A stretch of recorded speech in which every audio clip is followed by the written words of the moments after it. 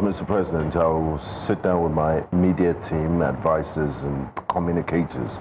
But what's going on? I don't think I've put in all this work in the last 2 years, and it's not trickling down to Nigerians, because that's legitimate and authentic feedback from a cross-section of Nigerians. I mean, they're urban, and they live in the cities. So you might argue about the sample size or the location, but I mean, frankly speaking, that's the general sense of what we're getting from Nigerians. Is it that there's a communication breakdown? Are they doing such a fantastic job? Because if you had watched the APC summit at the Villa just last week and you saw Senate President Godswill Akpabio, their accolades were almost falling over themselves to see who can praise the president the most in his administration in the last 2 years. And then you juxtapose that with what we just listened to. There's a complete contrast. So is it that Nigerians are not getting information on the great work that the APC is doing, or they're not thankful or they're not grateful? Because, I mean, quite frankly, from what we just listened to, it's, I mean, like Olive said it, they give you a zero and draw your ears. So the thing is also there's a huge disconnect, right? Our current crop of leaders, there seems to be a disconnect with those at the top and those at the bottom. The reality that we just saw on TV right now is the reality of the masses. And how you can gauge, check the temperature of the masses is in the little things. Those at the top will come and talk to you about economic reforms and the policies that have been made and how these policies take time. It's been 2 years. The masses will tell you about the cost of things in the market, how much is, some of them can't afford to eat food. Here in Nigeria, we price, the highlight of a meal is your protein. So if you have chicken or turkey, there are people who don't even have that anymore because they can't even afford a basic meal. So it's, what is the current reality of the average Nigerian? How easy are they able to purchase food? How are they able to purchase petrol? What is the current state of electricity? And it feels like there is an inflation all around. Inflation shot up past 24%. We're seeing that not just with food inflation, everybody is feeling it. So the transportation sector, there's an increase in the cost of transportation. It is still the masses that will pay this transportation. There's no form of subsidy for them anywhere.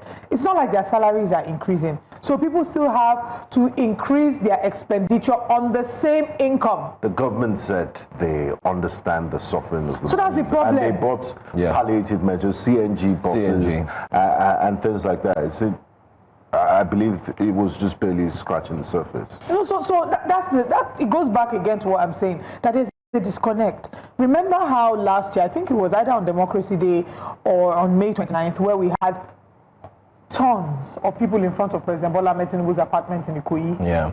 Tons of them. People were hungry. And it doesn't mean that people still aren't hungry. Every day, I'm sure you both are inundated with messages from people asking for one form of help or the other, for house rent, for feeding. The basics, when you want to check the quality of life of a person, before you can start talking of savings and investment, those things sound they're aspirational for a number of people. People just want to be able to feed. Yeah. They just want to be able to move from their house to their office or their place of hustling and back to their homes. And be sure that, one, they will still have enough to feed. Two, they will not be kidnapped. And three, if they fall ill, they can get basic health care. And those three can't be guaranteed. Well, I mean, you've highlighted some of these key issues. It's the same thing every average Nigerian is also talking about. I also think that the timing matters the most, the timing. In the past 2 years, we've seen an increase in the cost of living. Oliver's mentioned transportation. Let's also not forget that we are also battling with power. You know, the PHC and NEPA, the increase in tariff. Everything. And they're all happening at the same time. In the previous government of former President Muhammadu Buhari, were there increase in, cost of living in terms of commodities and so on? Yes, there were, but they were not as what we have today. Very different in terms of similarities. But what we have today is we see it cut across board everywhere. If you used to pay 500 naira to transport yourself to and fro to work, Now you're paying 1,500, and that's very expensive. You know, that's very expensive. If we're paying as low as 10,000 naira to ensure that you have power. This time, you're not paying 10,000 naira anymore. And your It's wages tripled. haven't tripled. That's where we're going to. Now, there's also the introduction of the review of the minimum wage from 35,000 to 70,000. Some state governors under the edges of the APC had agreed that, listen, we're even going to do more. In Lagos State, we're hearing it was 100,000 naira and so on. But in the past 2 years, there has been failure in implementing this minimum wage to cut across board. As we speak now, there are some states are even paying lesser than 30,000 naira. And we highlighted that on this show. So you may start to wonder, is it just a speech in the air where it's not reaching the people? It's just, like they say, talk, but there's no do. That's another aspect to look at. Now, let's also not forget the issue of the local government, where autonomy and so fantastic. That's a good one, fantastic. But implementation is also a problem. The Supreme Court. Even after the Supreme Court. So you see, in July, we have the judiciary to look into in the past 2 years. How's the judiciary done? Recently, we talked about it here on the breakfast show that the CJN, the Chief Justice of Nigeria, had also come out and say, listen, we need to be professionals in our field. She also talked about the slow processes of ensuring that the laws are indeed put in place. And I remember one of our guests who had joined us, he said, if the CJN is complaining, then who's going to fix it? And that's a very big question.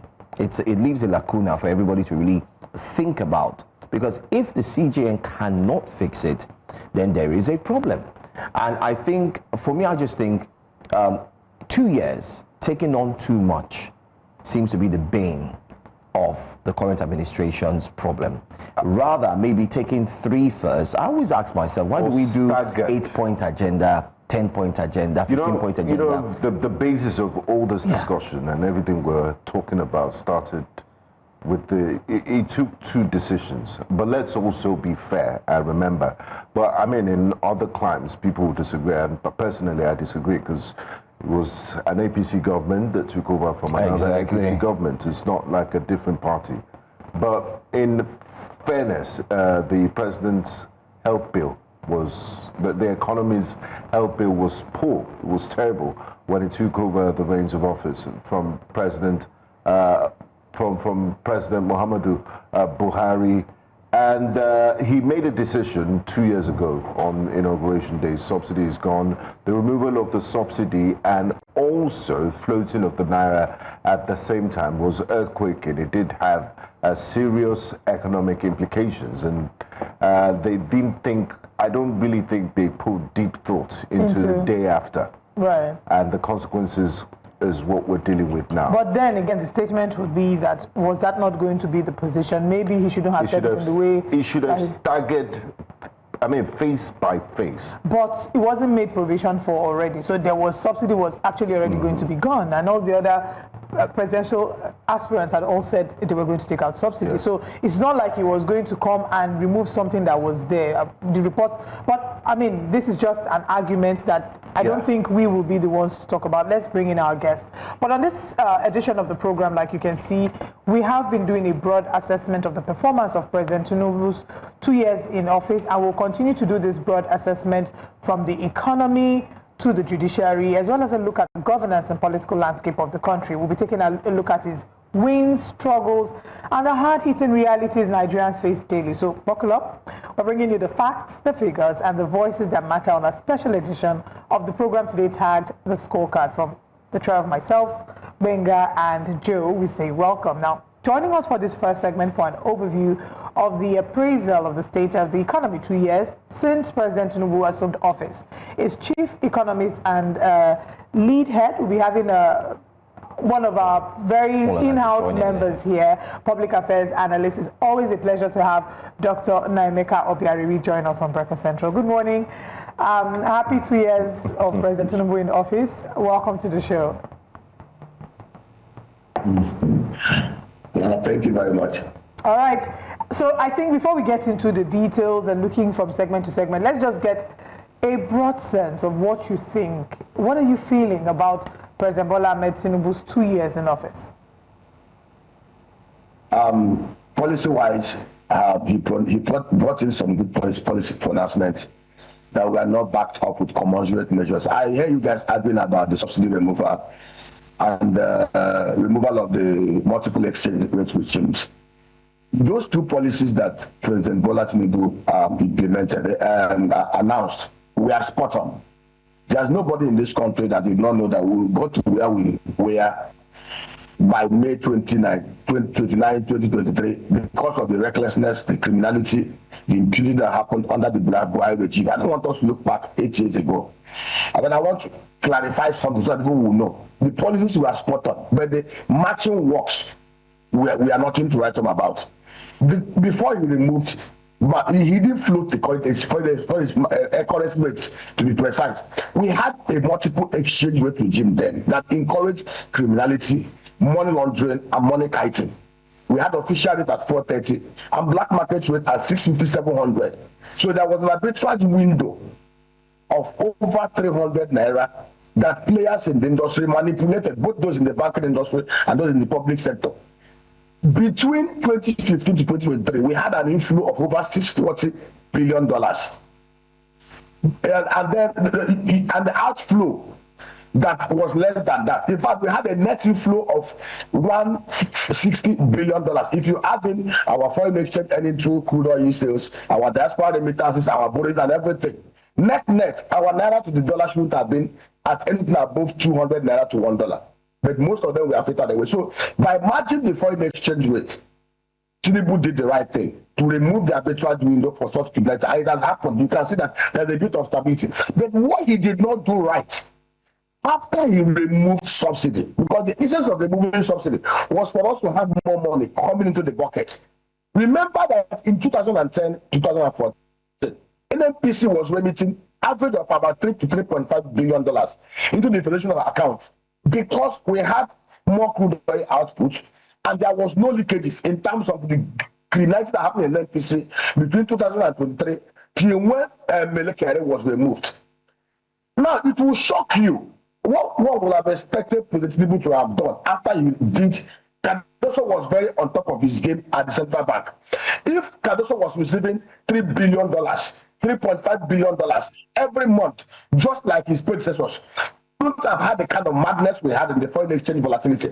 Basically, what happened was that the criminality, the wickedness at the NNPC did not allow us to enjoy the benefits of that removal. One would have expected the Tinubu to have received Nnaemeka Obiaraeri and his board and management. In fact, Cardoso did that. When Cardoso entered central bank, he fired practically all the players that were with MFL and brought his own people. Tinubu, as the petroleum minister, the first thing here we will have done will have been to sack Nnaemeka Obiaraeri, sack all those that were part of the game for the 8 years that Buhari was there. And then carry that massive prosecution of all of them. But now that he has done that, Mr. Obiaraeri, does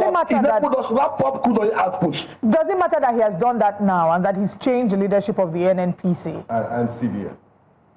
Too late. He did it too late. It's like somebody that did surgery immediately. You did not perform that surgery until the person hemorrhaged.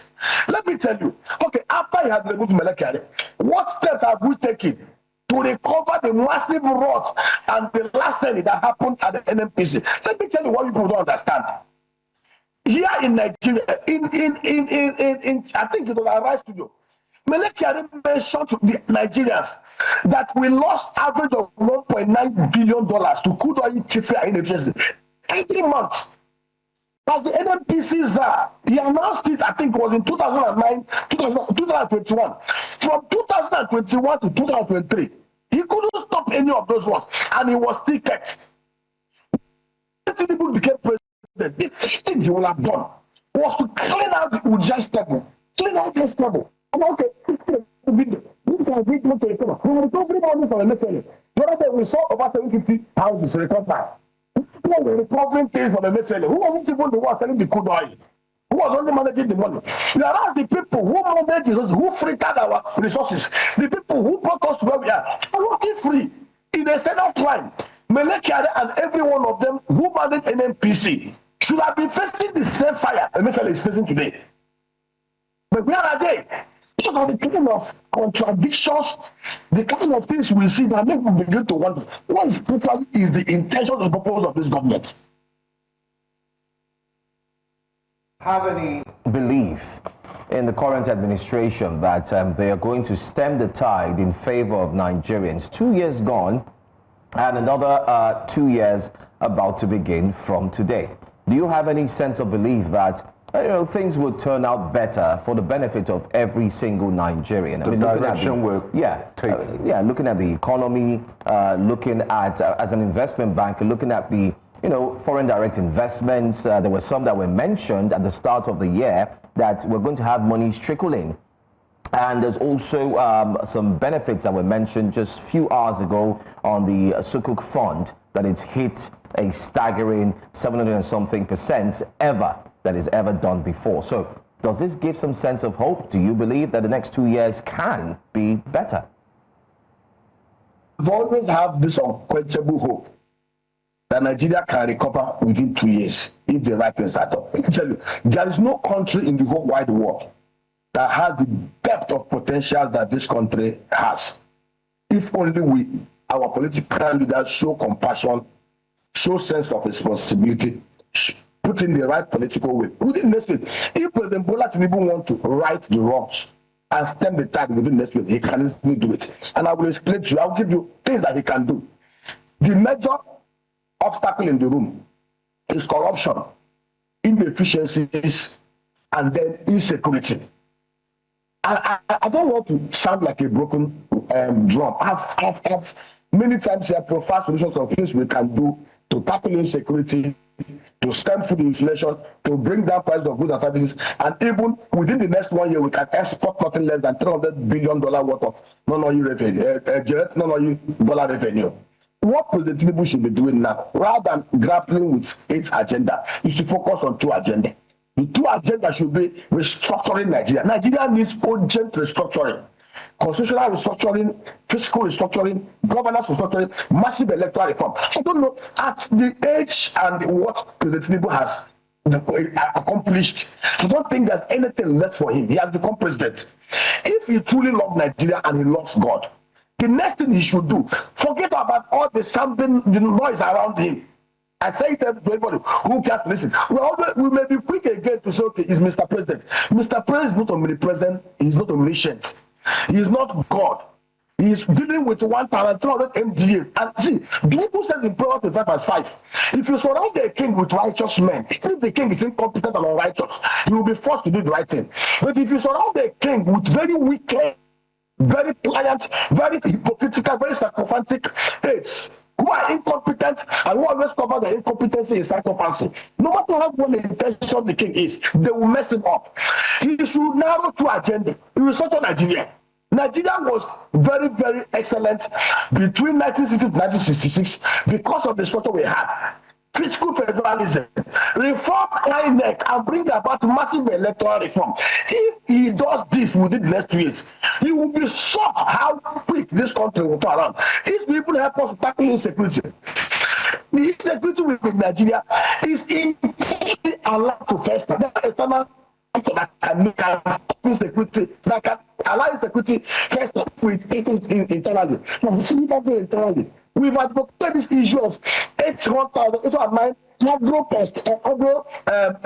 clusters in Nigeria, 300 to 1,000 hectares. Set up agro rangers, 100 agro rangers in every electoral ward. Properly train them, and post them back to their wards. Equip the military and the police have shown clear that they are incapable of tackling insecurity. Indigenous people, economics. In every local government area, 3 mounted, 3 APC, about personnel carrier, and 1 machine gun. Get all these people, the state governors and national security advisor, to be under joint command with the coordinator who will command them in each state. Let me tell you, in less than 6 months, we will clear all these insurgents, these bandits in the southeast, non government, the Fula herdsmen terrorists, ISWAP, never be. The top of San State said it clearly that if they had the political with 2 weeks, they would destroy all the bandits in Zamfara State. So I want to appeal to him as a very passionate Nigerian who is heartbroken with the state of things in Nigeria. If he can narrow his agenda to just restructure Nigeria, and he has always believed in Nigerian restructuring. He has always been an advocate of fiscal federalism. Bola Tinubu has always been an advocate of sovereign national conference. Now he's Mr. President. He has the power. He has the levers. Now he has even a national assembly that he can even get to do his bidding. Let him restructure Nigeria. Tell the truth. Nigeria has the potential to become a $2 trillion economy within the next 10, 12 years. If we do the right thing, every other thing they are doing will not work. Under the current criminal seeking arrangement that we have, Nigeria, even if you bring an angel in Nigeria to govern Nigeria, it will continue to go south. We just need to fix the foundation. If the foundation is fixed, it's going to work again. Okay. Now, let's talk about, just recently the National Assembly received a letter from Mr. President requesting a $24 billion loan facility and other monies too. The sum, I believe, about 5 million yen. As an investment banker, giving your background in finance, if this money is judiciously used, the details, like they say, the devil is in the details. We don't have the details of specific projects, but if it's what the paper is written on and is judicially used, are we likely to see a transformation? And do you have any fears for the repayment and our debt portfolio in general? My fear is not on the borrowing. My fear is on the application. My fear is not President Tinubu borrowing the money. My fear is who are those that will apply the use of that money. Between 2015 to 2023, received inflows of over $638 billion and outflows of about $460 billion. We had a net inflow of about $160 to $180 billion. Yet our naira lost, our economy depreciated. Borrowing 22 billion is not the issue, it's how it is applied. Let me tell you, we have a global infrastructure development master plan that was developed in 2007 that clearly stated that we had to move from our current state of our current poverty state status to a second world economy, that we will need consistent investments of nothing less than $100 billion every year over that 30 years, which is about $3 trillion. So $21 billion does not even meet the $100 billion criteria.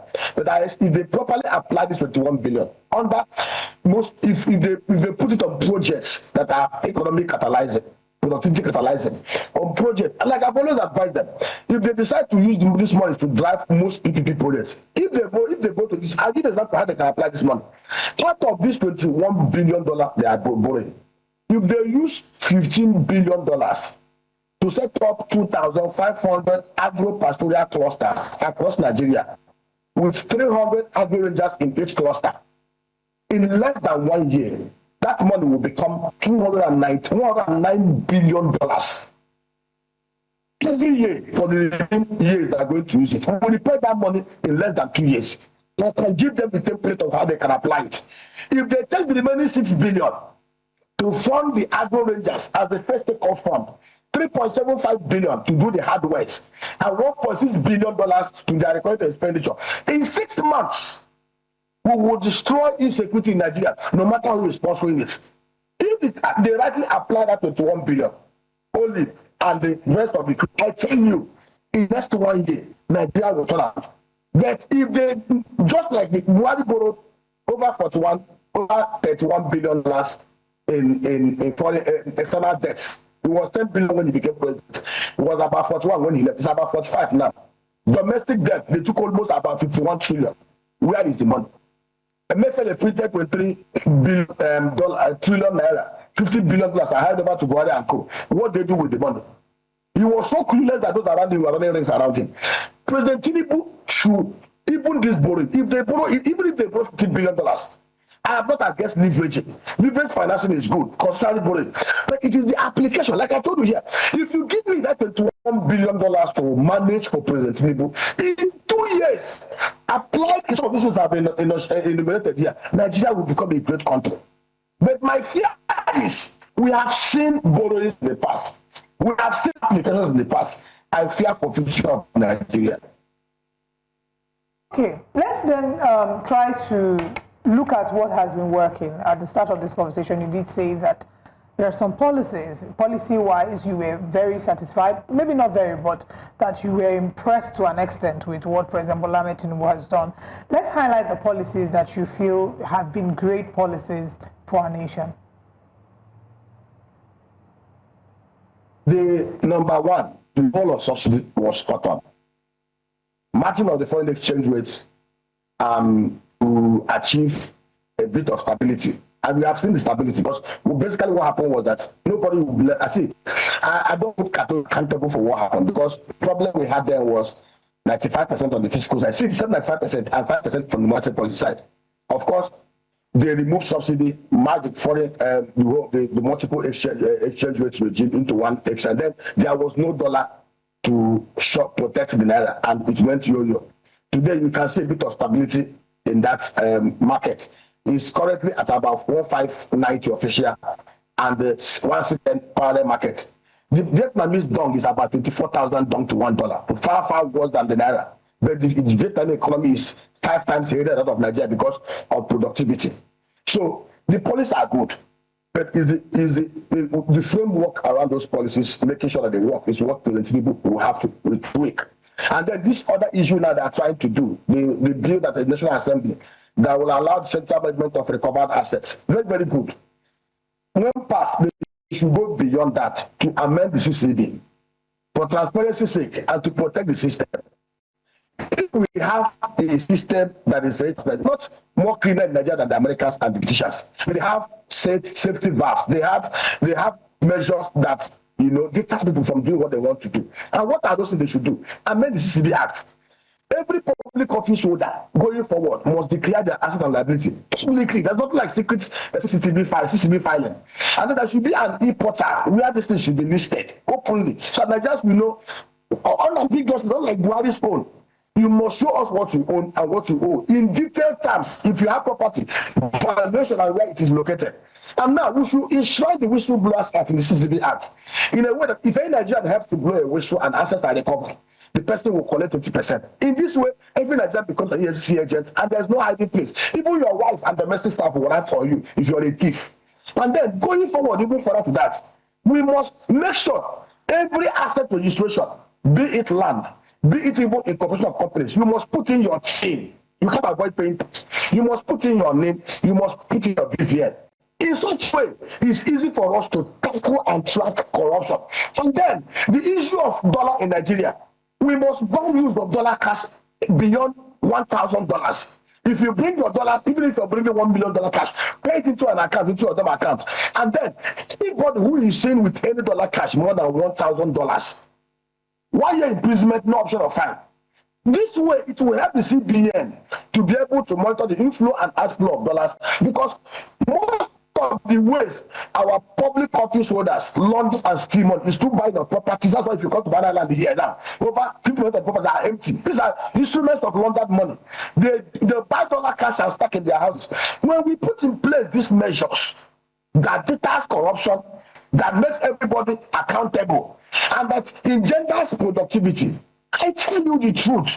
And then when those assets are put in those central management agencies, this issue of people confiscating assets and doing a amount of things and then sending to police will be avoided.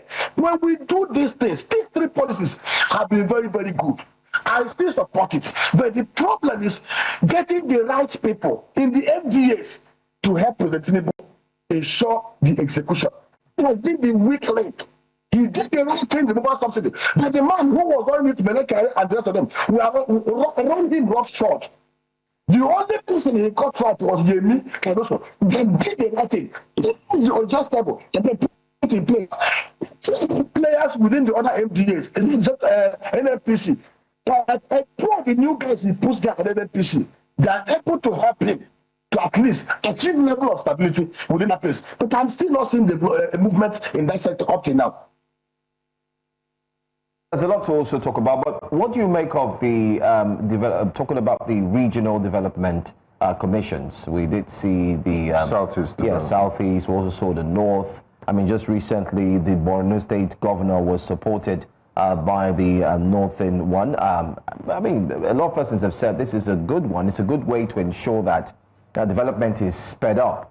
But how can this affect the presidency's decisions and, again, implementation on Nigerians and on ensuring that they benefit from the dividends of democracy in just 2 years? Those commissions, I expect them to have hit the ground running, but most of them are still doing visiting.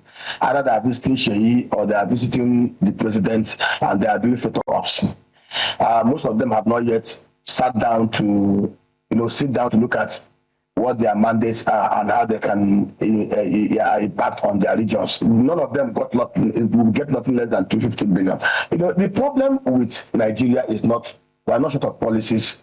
We are not short of good programs. We are short of the Josephs, the Daniels, the Shedrats, the Mishas, Abednegos, men that are selfless, men that are compassionate, men that are empathetic to the plight of the people, men that have the competencies and skills. The challenge we have is those who are going to run and manage this. You see, I say it with every sense of responsibility. When you appoint incompetent people, when you appoint people who know they don't even have the capacity to do their job, the next thing they do is that they go into next peddling psychopaths. That is why you see governors kneeling down to greet people and all the manner of high service. When you appoint competent people to run a show, they won't even see Mr. President. They won't even bother seeing Mr. President. Job is let their results show. That is why when you see a Messi and a Ronaldo, they don't appeal to any coach. They go into the pitch, they do their thing. In fact, coaches will go out of their way to make sure if Ronaldo say he wants to play a defensive midfielder, they will give him because he will deliver. But when you get in some competence, some weak players who are not skillful, who cannot deliver, they will try to do it. They may even go to the coach's house to stand there, wash his plate, so that coach will feel them. And this is what we have in Nigeria. When you have people who understand their job, are competent, who are bold, who are courageous, who are fearless. Akim Umabeshino was one of those ministers. When Akim Umu was up to be in Nigeria, he came to Nigeria. They gave him a portfolio different from what he wanted. He flew back to the US. They had to beg him. Of course, you saw what Akim Umu did when he was Minister for Agriculture. So instead of, he's just finishing 10 years at LDB. These are the kind of men we require in Nigeria. People that will take on the assignments and they will run with one track mind, like the Josephs, like the Daniels, like the Shedrats, like the Mishas, when you are people like the Hazard, who are incompetent prophets, all they'll be looking is how they get him Bra and Gunje, and then they will collect the trust upon themselves and the whole of their family and generation. So this is what we have in Nigeria. We are having Daniels and Josephs in the place of power. What we have mostly across the MDS are the Hazards, and the Hazards are only incompetent. They are not only incompetent, they are also very corrupt. All they do is looking for what to do to collect money and put in their pocket. They don't care about the vision of the leader. They don't care about the interest of the people. All they want is how they can stop their pockets and heal their so-called economic life. And that is why we are where we are. The problem is not just Mr. President. The problem is even a majority of us. Because the truth is, if each and every one of us can develop this massive disdain for corruption, because for me, I don't have no single regard for the average Nigerian politician. And that is the truth. If every average Nigerian can have that kind of level of disdain, righteous indignation, and they know that you don't have any regard for them, you don't worship them, you don't respect them, they will all sit up. But the problem is, we elevate incompetent people in positions and power that are beyond their competency and integrity grade, and then we don't want to worship them and look at their feet. And we have learned today because that. Hello, sir. Are you still with us? Well, I'm here. Okay. Great submission. My next question is, I want to put myself, or let's put ourselves in the shoes of ordinary Nigerians. We did a vox pop this morning. Our reporters went around town, and the feelings you get from most parts of the country is that, they don't see the macroeconomics, they don't see the GDP cost, they can't relate in terms of removal of subsidy and floating of the naira. All they know is the price of things have gone up. It's the cost of living, and that's their biggest worry, and that's what affects them the most. So they've been scoring the administration low. But you said, you know, this removal of subsidies was a good thing and the floating of the naira. As we speak, the food prices are also soaring. Inflation is slightly to 23.71, but that's still high. What can the government do in the interim to reach this masses, the critical mass of Nigerian people that are living under multidimensional poverty, who are struggling with the high cost of living? Are there any low-hanging fruits that could, you know, bring the prices of things down and change their lot in the interim, because it's really biting hard? To give you one practical example, if I am President Tinubu, I will have lawyered my Minister of Agriculture, because they are not only advising him, they are practically doing nothing in that sector. We talk about food inflation. Food inflation is at 34%. It's not supposed to be so. I'll give you an example, the issue of rice importation. A bag of rice was selling for 90,000 to 100,000. In fact, it came down to about 80,000 in December, and even 75,000. I have rice milling plants, not just one, not two. We have rice milling plants. And the whole effort of going to that sector, agri sector, is to see how we can help bring down food prices. Now, what did the minister do? To produce rice, rice is something you can produce in a year. You can cultivate rice today, produce it within 150 days and process it. To produce rice and increase the price of rice to 45,000 a bag, all you need to do is to break Nigeria into clusters and get farmers under PPP arrangement to do 2 million hectares of rice plantations using the Gary species that can give us about 6 tons per hectare. To set up a cottage mill of about 10 tons, I have many of them. It will take less than 50 million naira to do. When we do this, within the next 6 months, we will do over 27 million tons of rice, purple rice, and we'll sell rice at less than 50,000 naira, 50 kg bag. But you know what they did? They were able to misadvise Mr. President to give out import waivers to some people to bring in rice. I had such offers that I rejected it. You can bring 50 kg bag of rice and land it in Nigeria at a climbing cost of 45,000 naira. And then these people, they do the waivers, they are bringing in the rice, they are landing the rice at 45.7 naira. They rather than sell it at a price that is good. The rice is still at 65,000, 70,000, 75. Some of them are also, you see them going on the air to say, oh, we should clap that the rice price have come down. What they have simply done is to kill the local rice industry and open the floodgate again for massive criminality and massive arbitrage and the making of wealth by few free criminal capital within the system. They call them crony capitalists. So if the Minister for Agri is very sincere and he knows his job, in that position, 6 months, we will clean the food price in Nigeria. This is within the purview of the governors and local, a very knowledgeable, deeply knowledgeable, experienced, and driven Minister for Agri will alliance with the governors and local government chairmen and put in place the right NCDP framework to drive that product. I mean, security is another issue. And I've talked about state rangers. If President Tinubu should put in place this indigenous-based security outfit that puts security back in the hand of the people, and he has a Minister for Agri who can coordinate things for him, I tell you, in 6 months to 1 year, we will crash food inflation to lower single digits. We have the land mass, we have the population, we have the technology. We can easily procure and bring in tractors here. If they are able to do that and make it tariff-free. Today, we are bringing in about 100 tractors. A container of tractors will cost about 5 million. So it will cost 15 million to clear it. In federal environment, you don't need to go to national finance and go to rigorous exercise to get import duty exemption certificates.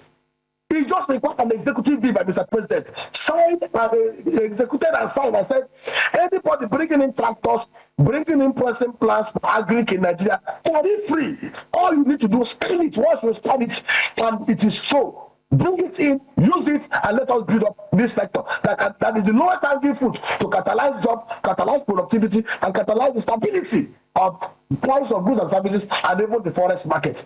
But the problem is, he has people around him who are only interested on how they can tweak and manipulate the policies for their own selfish end.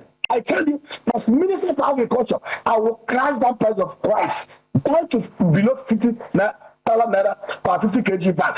And of course, all the food value chain. In the yam sector, we need about 1.8 billion tons of yam to meet domestic yam demand. In the Southeast, I've told the governors in the Southeast to do enough yam to be able to produce yam 10 kg at 1,500 naira maximum. Do 369 million yams. All we need about 18 hectares of land, and we can show them how they can do it. In 7-8 months, everyone will be flooded with rice. We will process the powder and sell abroad. But the problem is that we have people who are appointed to run MGAs, both in the federal and the state level, who have no business being in the public space. But they are there because they are spittling psychopaths, they are cowards, they genuflect before the presidents and governors, like those that genuflected before Nebuchadnezzar. But the only people that refuse to genuflect before Nebuchadnezzar, Daniel, Shadrach, Meshach, and Abednego, are the competent and excellent ones who are not corrupt. And that is the truth and reality of what's happening in Nigeria today. So, still talk about some of the monetary issues, withdrawal limits.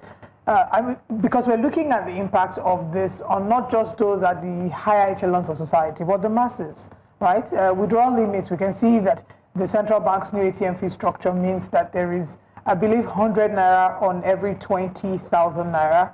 And with the POS operators who are, there are people who have benefited very interestingly from our economy. We're seeing that you can have to spend as much as 500 naira to withdraw certain amount of money. So how do we navigate that? Do you think that the CBN has made policies that have in any way protected the ordinary everyday man with regards to transactions that they have to make? To be honest, the Central Bank of Nigeria, as an institution, has done a lot to see how they can implement a cashless society where we can do a lot of our transactions across the e-channels. And again, the mobile telecom operators like MTN is doing a lot in that area. And what we expect us to do is to deepen the infrastructure to enable more e-channel transactions, because I'm not a believer in cash transactions. And also, the Central Bank of Nigeria should do a lot also in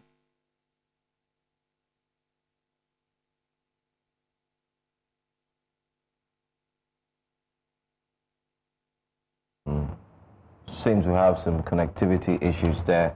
Challenges connecting with. I don't want to believe it's the Nnaemeka. rain. When we're growing up, anytime it rains, NEPA strikes. Not what is when we're growing up. Is that not something that still happens today? Also, rain affects connections. It affects connection to DSTV. Yeah. Everything. Well, I'm still growing up. I'm a youngster, please. Yesterday was just Children's Day, so let me enjoy my week. Yeah. But anyway, I think Dr. Nnaemeka has said a lot that if implemented, I think one of the highlights I'm going to take from his entire conversation with us, looking at the 2-year administration so far so good, is in the aspect of implementation. When you asked him about the borrowings, he said he's not afraid of the borrowings. He's worried about how they would use and implement. When I said everyone is, and he also mentioned how that money can be gotten back in due time. Fantastic. Very practical example. Very practical example. But it also goes to show that the road or the journey to where Nigeria is going to is not far off. It's very close. From his analysis, if and only if things are done appropriately and are done in the right way.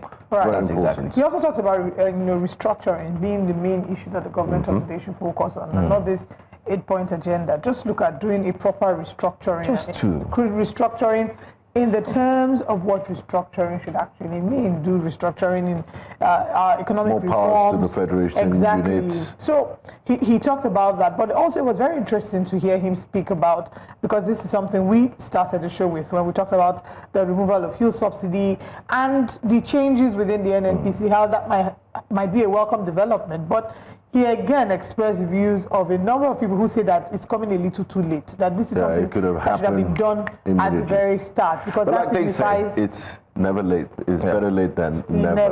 Wherever you wake up is your morning. So good morning. Absolutely. And the highlight for me was the low-hanging fruits he talked about in agriculture. That he would have fired the Minister of Agriculture because he doesn't understand what he's doing, and also customs and excise. I don't know, the customs in this, that they're so proud, they're in such a competition to announce record-breaking revenue, 1 trillion in the first quarter. At the expense of what? If it's at the expense of development, then we don't need it, because all that money is going to go into recurrent expenditure to pay salaries and all of that. It doesn't support development. He mentioned something very critical. How can we be struggling with food security and then you still have high import duties on tractors? We don't produce tractors here, farming tools and implements and things like that until we, yes. Go. So, and things like that. And the customs is so very aggressive in their revenue drive. You receive a post, for example, a package from abroad, and you still have to pay money to retrieve it and things like that. We don't need that. We also talked about the solar panels the other day and batteries and things that will just make life easy. Very easy. Since you understand how the power sector is epileptic, let people have a decent something to cushion the effect. I mean, if air is, look, World Health Organization yesterday released a report and said 20 million Nigerians, 20 million. All the people you know, they are not up to 1 million. So imagine all of them struggling with one type of mental health or another. The World Health Organization said 20 million Nigerians are struggling with mental health issues. I believe that's even a conservative. And most of those people live in this Lagos. Yeah, Bigger, some of them are people you know. Yeah. The truth is, you would have mental health when you don't eat well. If you're hot at night, you'll be grumpy. I say from my Have you not noticed experience. road rage? I mean, just small movement, people start cursing and honking and...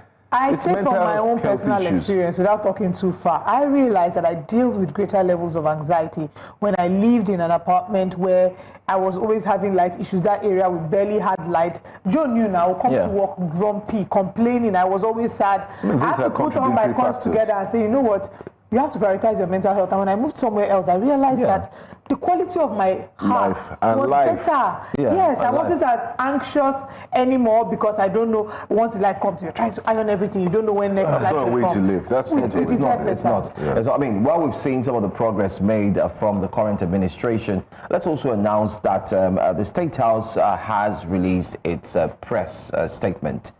It's actually out, just in case you missed it. We're going to go through it in a bit, and then we'll ask one more question to our guests, Dr. Nnaemeka Obiaraeri. But before then, let's tell you that the State House has a press statement, and the theme is, we have made undeniable progress. That's what the theme is. And it goes on to say, President Bola Tinubu's statement on the second anniversary of his administration on May 29, 2025. We're expecting that there was going to be a live address to Nigerians, which, you know, was going to be a repeat of what had happened last year. But it seems due to the logistics and every single thing, and the president being in Lagos at the moment, maybe that's the reason. Let's just say that's the reason why we did it. We don't have that live address. But then again, the statement is on X, and we would in due time also get to put it through and put it on the screen there for you to see. But let me just take some points there which would form the basis of my question to Dr. Nnaemeka Obiaraeri, who's still here with us.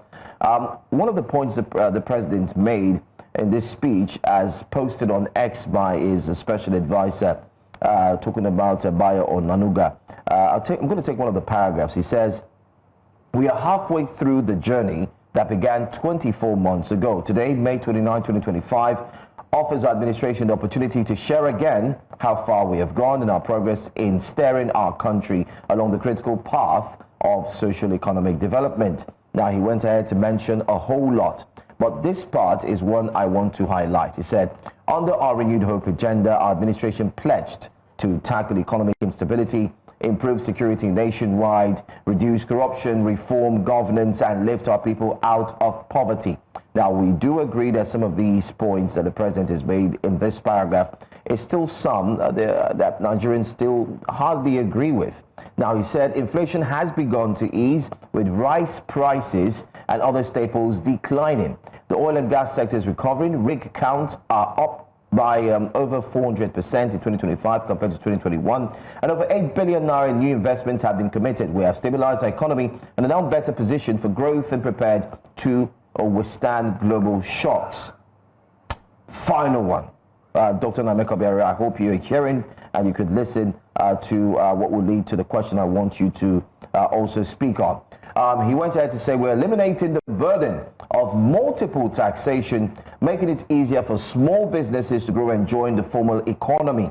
The tax reforms will protect low-income households and support workers by expanding their disposable income. Essential goods and services such as food, education, and healthcare will now attract 0% VAT. So let's take note of that. It said 0% VAT. I'm going to take that line again. The tax reforms will protect low-income households and support workers by expanding their disposable income. Essential goods and services such as food, education, and healthcare will now attract 0% VAT, value-added tax. Rent, public transportation, and renewable energy will be fully exempted from VAT to reduce household costs further. What do you make of this aspect of the presidential statement that's just been released, especially for today? Records from NDIC and records from MPS shows clearly that over 197 million Nigerians live below the poverty threshold income of 110,000 naira per month income. The World Bank poverty threshold says that anybody who earns anything less than $64.50 a month is living under poverty. In fact, the person should be receiving social welfare grants, food stamps, and other things. In Nigeria, we have 197 million Nigerians living under such conditions. If you look at NDIC, out of the over 128 million accounts in the deposit money banks, only about 0.5% has up to 500,000 naira inside it, which is about $209. And if you look at that account, 800,000 account, you see that it may actually be multiple accounts owned by very few people. Is it not somebody that makes money, that earns revenue above poverty that you will tax? The tax reforms are good. You know, I am shocked the kind of things this will roll out as achievements. We should be talking about productivity. We should be talking about driving up productivity. We should be talking about what do we do to secure Nigeria and to enhance food production. See, the truth is, the average Nigerian is having it rough. You see, again, they cited this issue of rice coming down. Rice coming down, it was not born out of productivity. Oh, we did 2 million hectares of rice. We created 4 million jobs. We did 1,600 cottage factories, each 50 million. And then we are producing 27 million tons of parboiled rice. And we are exporting $10 billion worth of rice. And we are eating rice at 50,000, and which we can do. Why do you think it is easier for somebody from Vietnam, India, to cultivate rice and ship it to Nigeria here? And it sells at 47,000. And the person here in Nigeria cannot produce rice at any cost less than 7,000. And I will explain it to you. Firstly, the farmers here are using the seedling species that does 2 tons per hectare. The Indian man and Vietnamese guy are producing at 6 tons per hectare. You can see the variance. Inflation cost of funds in India is 9%. Cost of fund here is 35%. You borrow money from banks. And in India, they are giving them money at 2%, 5-year money with concessionary rates. There's no insecurity in Vietnam and India where farmers are beheaded. The cost of storage and if you look at it all around. So what we should be thinking about, I so much believe in the potentials of this country. And I will give them what to do. You don't know what to do. Rather than rambling about and writing all these things that even provokes Nigeria and irritate us. Because the truth that the reality on ground is different from what they are saying.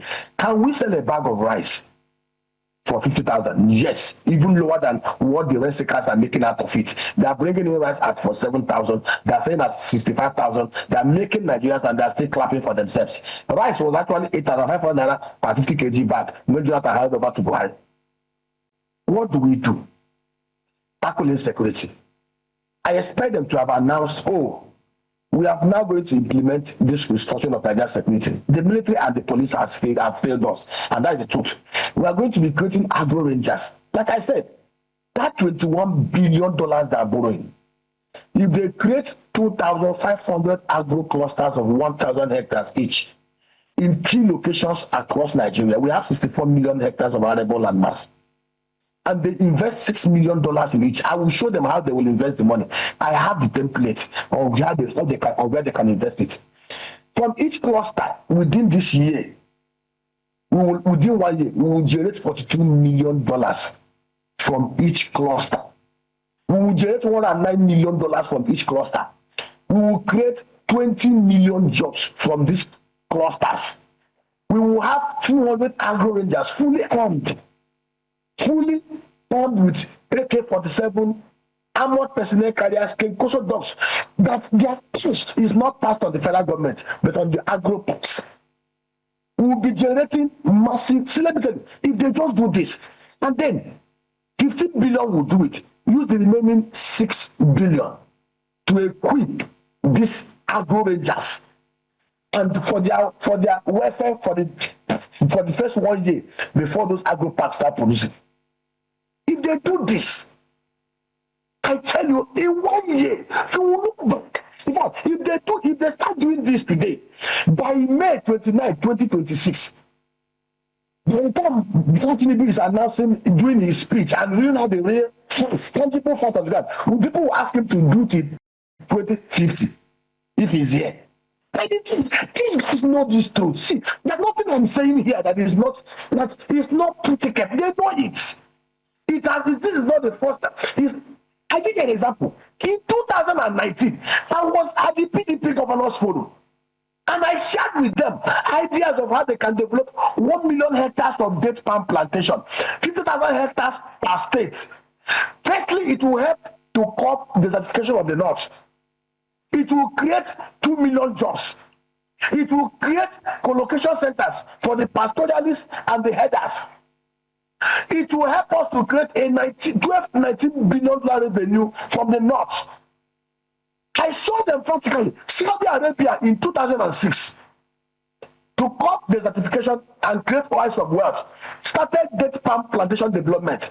From 2006 to 2023, Saudi Arabia has been able to create a date palm value chain that generates $2 trillion every year. I mean, the truth is, Nigeria is the only place in the whole wide world where date grows and fruits twice naturally in the year. Yeah. The problem is that this in our project and those in the States, sincere, they are not serious, they don't want to do the right things. And Dr. Obiaraeri, the truth is, I mean, these are very valid points that you've highlighted here. We know that there's so much that still needs to be done. We're hoping that before the end of this show, we'll keep highlighting what we've done right, what needs to be done right, and also give the Nigerian masses an opportunity to share their thoughts on the show. But we thank you for joining us this morning. Thank you. It's always a pleasure to have you, Dr. Obiaraeri. Thank you. Thank you so much. That's for having me. All right.